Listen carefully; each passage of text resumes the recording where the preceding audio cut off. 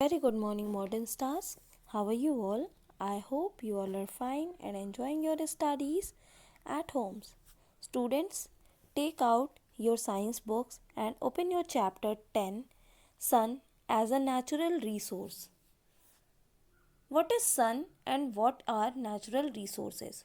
Natural resources बच्चों वो होते हैं जो हम नेचर से पाते हैं, जैसे कि आपका सन, एयर, वाटर, इस टाइप की जो चीज़ें होती हैं वो क्या होती हैं, हमारी नेचुरल रिसोर्सेज होती हैं। तो उसमें आज हम सन यानी सूर्य के बारे में पढ़ेंगे। Before starting this chapter, let us know what we have to read in this chapter. Sun as a natural energy, source of energy. Sun for growth, photosynthesis of plant, use of solar energy, solar cells as source of electricity, renewable and non-renewable source of energy, conservation of energy. हमें इतनी सारी चीज़ें इस chapter में read करनी है।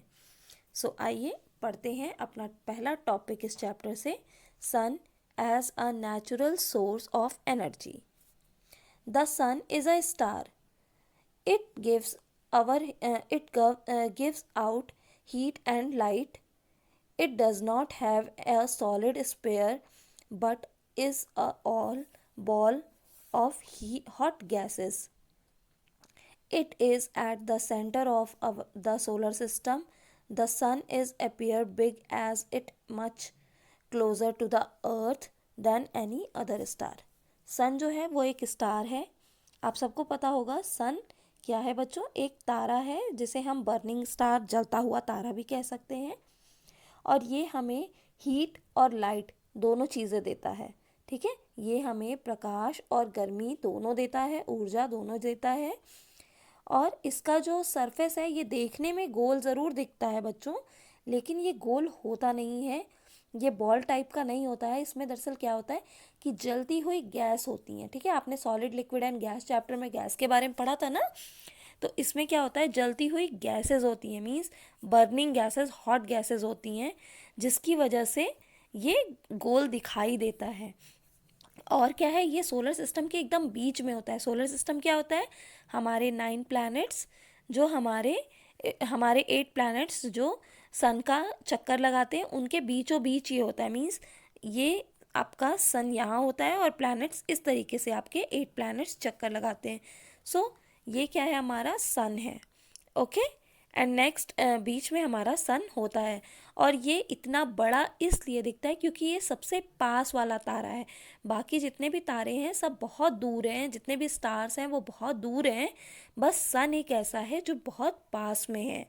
सन is a रफली sphere in shape and is much much bigger than earth. Sun जो है वो रफली स्पेयर है, मीन्स ये गोल तो है लेकिन पूरी तरीके से गोल नहीं है शेप में, ये हल्का टेढ़ा मेढ़ा गोल है। ठीक है, और क्या है कि ये बहुत बहुत ज़्यादा बड़ा है अर्थ से, मीन्स ये अर्थ से बहुत बड़ा है। हाँ, जितना हम यहाँ से उसको देखते हैं वो अर्थ से उससे कई गुना ज़्यादा बड़ा है।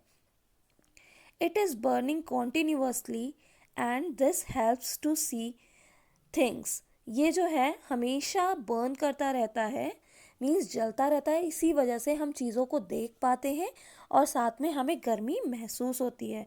Without the sun's energy there would be no life on earth. बिना सन के एनर्जी के अर्थ पे लाइफ बिल्कुल भी पॉसिबल नहीं है।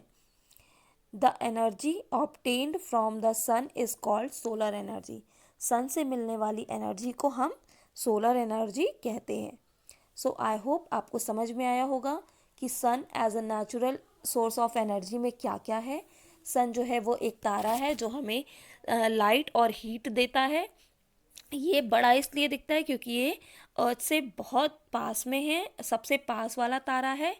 और क्या है, ये अर्थ से बहुत बहुत बड़ा है, स्पेयर शेप में है, रफली स्पेयर शेप में है। और ये गैस का गोला है जो हमेशा जलता रहता है, जिसकी वजह से हमें देखने और वार्म फील करने में इजी होता है। और इसकी जो एनर्जी होती है उसको हम क्या बोलते हैं, सोलर एनर्जी। अब हम बात करते हैं आज के वर्क की।